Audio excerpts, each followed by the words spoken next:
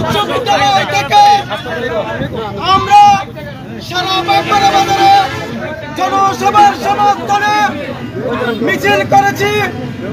আজকের এই মিছিলে আমাদেরকে সমাপনী বক্তব্য রাখবেন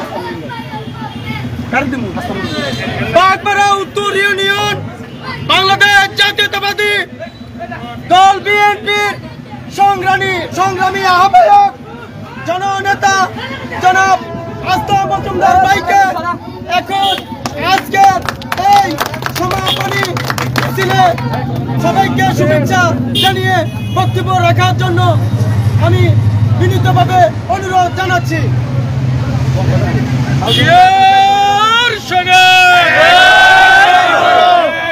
লড়াই করো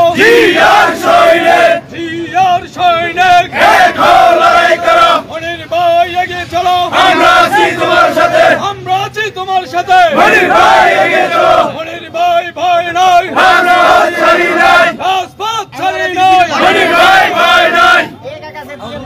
থ্যাংক ইউ।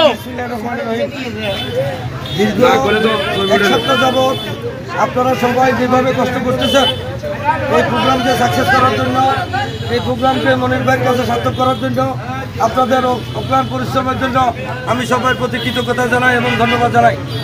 আগামী দিন আজকে আমরা যে দায়িত্ব বন্টন করে দিয়েছি আপনাদেরকে, সেই দায়িত্ব পালন করার জন্য যথাযথভাবে যাতে সবাই পালন করতে পারেন বা পালন করেন, কোনো বিশৃঙ্খলা না করে আগামী দিন প্রোগ্রামটাকে সুন্দর করার জন্য আরও প্রচেষ্টা, আরও কষ্ট করতে হবে।